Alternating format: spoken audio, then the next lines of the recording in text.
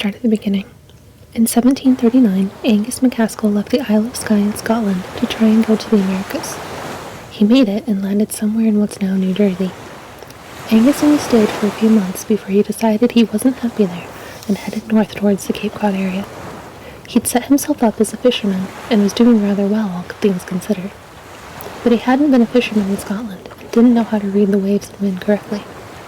He had set off in the early morning to one of his favorite spots before most everyone else had been awake, and taken his boat out into a red morning.